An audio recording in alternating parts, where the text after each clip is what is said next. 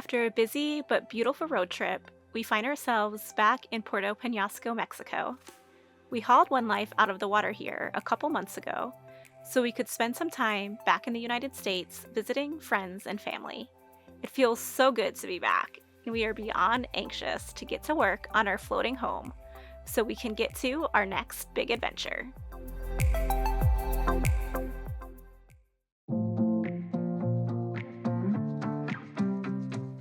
Cabrales Boatyard is located in the most northeast corner of the stunning Sea of Cortez and only an hour drive to the Arizona border.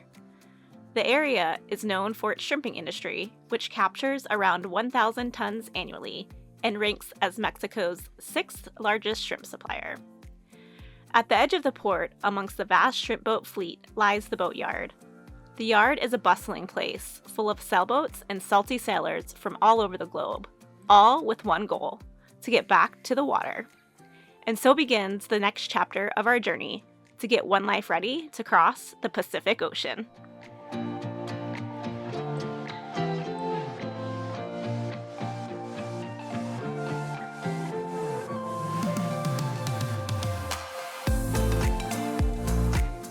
Well, today is our first day in the Boatyard. Brooke and I just sat down and went through our long list of projects. We have like 50-something tasks that need to be done. Some of them are quick and some of them will be multi-day projects, but there's really one goal for the next month, and that is to get One Life ready to sail across the Pacific Ocean. We have had this dream of sailing to French Polynesia for so long, and we're right on the doorstep. It's pretty exciting, but before we can do that, we have a ton of work that we need to do, and this is probably like the least glamorous part of boat life, is being in the yard. But unless you have loads of money, you got to do the work yourself in the yard. So we're gonna dig in and get to work. The only way to get it done is bite it off one bit at a time. So let's get started. We started with a couple easy tasks. Gary replaced the bolts on our strut, while I replaced the screens on our port lights and recaulked our shower and galley countertop. It was great to start checking things off our list, and everything was going smoothly.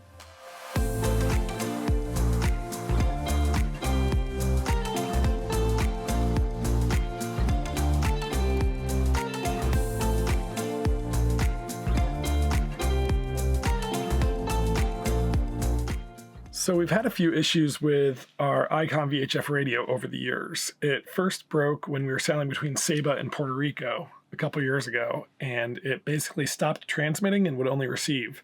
So we sent it back to ICOM at that point, and they repaired it. But it failed again when we were sailing here to Puerto Penasco. So we reached out to them and told them the problems we've been having with it. And instead of repairing again, they decided to be really great and they hooked us up with a new M510, which is the newer model of the radio that we had. So I'm going to open that up and get it installed. Pretty excited about this.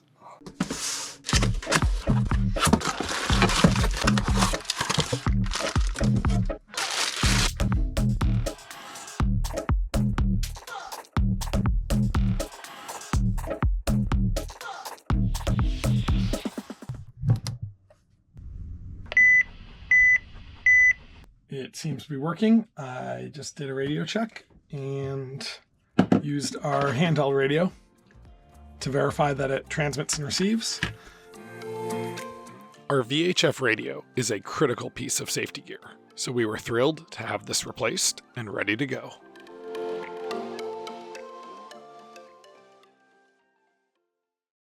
Today I'm gonna do the job that I'm dreading, which is sanding One Life's bottom. I suspect that it will take me 2 days. It took me 2 days when I did it in Grenada. Let's go!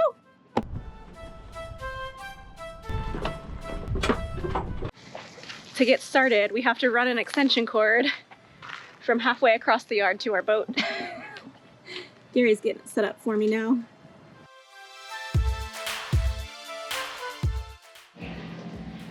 Okay, I've got all my supplies out. I'm gonna start with 80 grit sandpaper, just because that's what the manufacturer recommended for a bottom that's already been painted with their paint. So I'm just gonna go ahead and do a rough sand and see how it looks, see if we have any blisters or anything that's of concern. Sanding off the anti-fouling paint is a dirty job, and it can be quite toxic to your health. So Gary helped me into this cute marshmallow outfit, complete with respirator, before sanding the day away.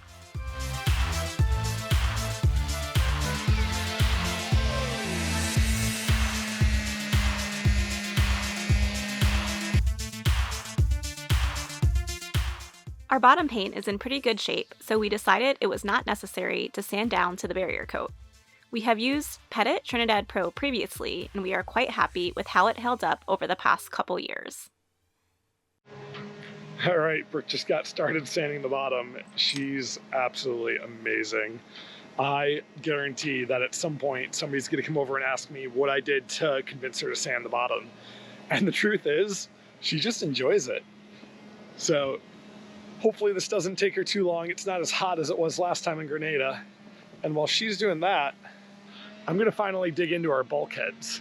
So way back almost a year ago now, maybe over a year ago, we discovered we had a little bit of rot in the top of one of our bulkheads up by our chain locker.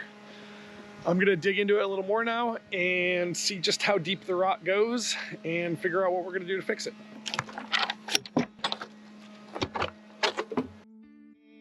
The first step was to clear out our deck locker on the forward side of the bulkhead. The other side of the bulkhead is in our forward cabin, which would also need to be cleaned out and all of the trim and ceiling panels removed.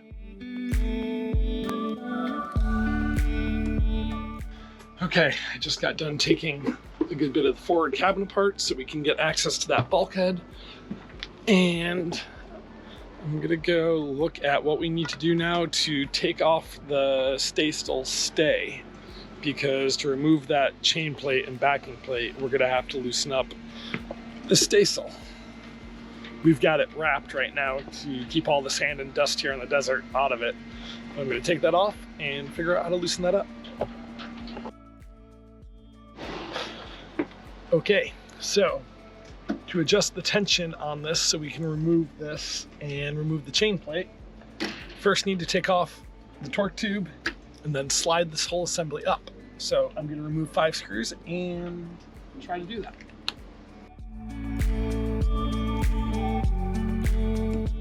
After figuring out how to loosen the tension on the stay by spinning the drum, I was able to knock out the pins and the toggles. Our standing rigging on One Life is 8 years old, so this would also be a good chance to inspect and service all of the fittings on this stay.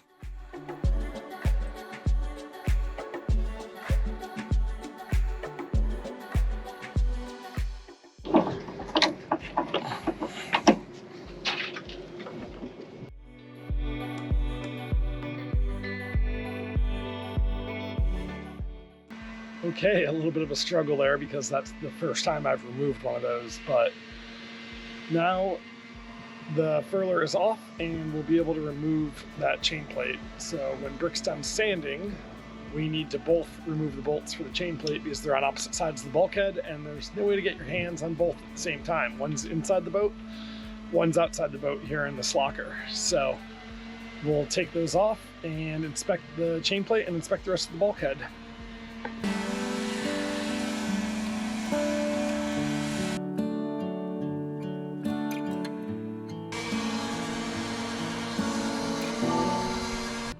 I'm just sanding here on our rudder and I noticed that it was bulging on the starboard side, and I don't remember seeing this before. It looks like our rudder is busted. I don't know if you can see how it's bulging out there. So when I was sanding on this side, I noticed 2 cracks right there and right there. So I just called Gary. Take a look. Look at this.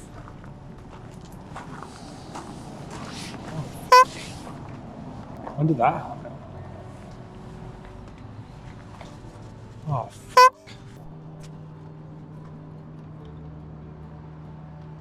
it's smooth.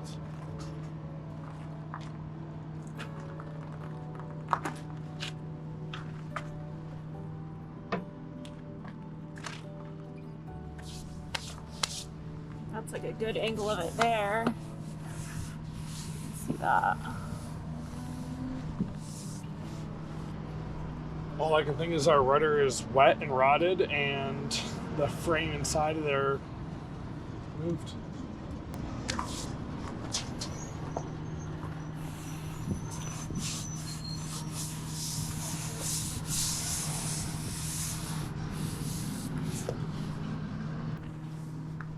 I don't know, there's really nothing that we could have done that would have caused that, I don't think.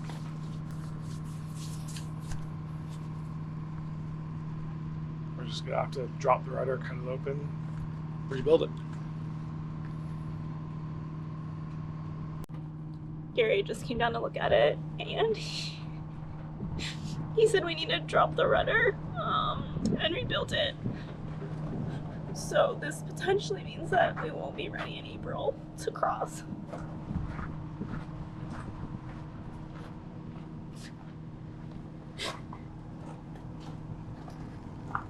I'd hug you, but you're covered in paint dust.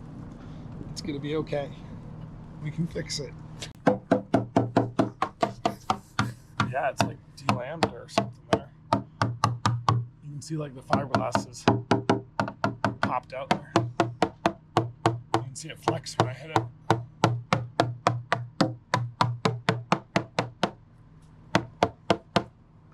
We're gonna fix it. It'll be okay.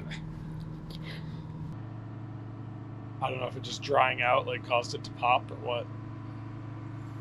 So I'm trying to think if like we can do it in place or if we definitely have to drop it. Like, can we just like take a grinder to it and like cut out a big section and see what's going on before we drop it, or does it not even make sense and we should just drop it? It's really bad news.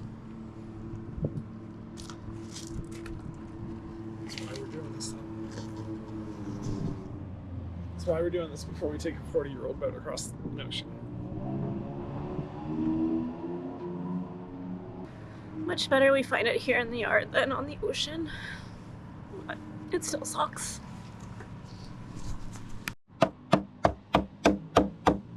Oh wow, it's really,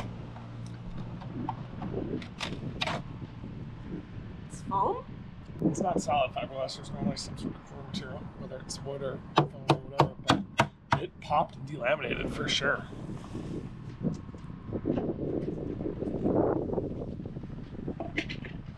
Oh, you can see it better. I wonder if there's water in it. It bubbled out. It popped off of the core, like it wasn't adhered to, I don't know.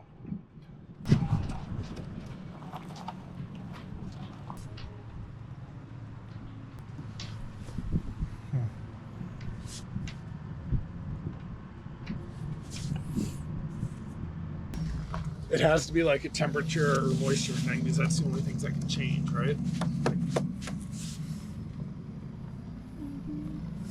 But yeah, you can see it's all the way down to here. It's out. Yeah, it's like this is all bubbled out too, whatever these are. Those are bubbled out a little? Mm-hmm. Are they? Oh yeah, a little bit there maybe. Yep, right there. So that's attached. That's not. So you can kind of tell where it's attached and where it's not. Not attached.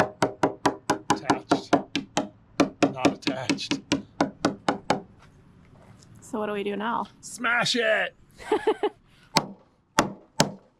Yeah? I mean, we got to pry all that bad popped off glass off no matter what we do, right? So we need to tear the thing apart and figure out what's salvageable.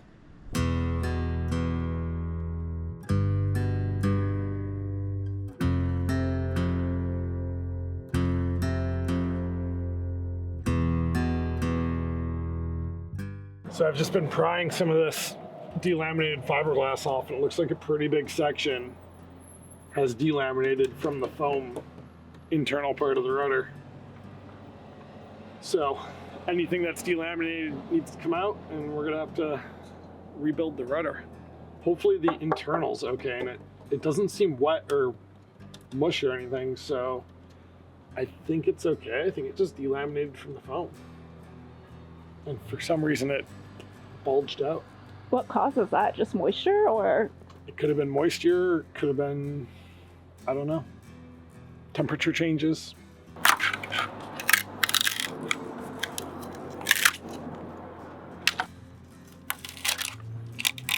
You can see it's getting harder for me to peel it back because it's actually bonded to the foam, like over here. Mm-hmm.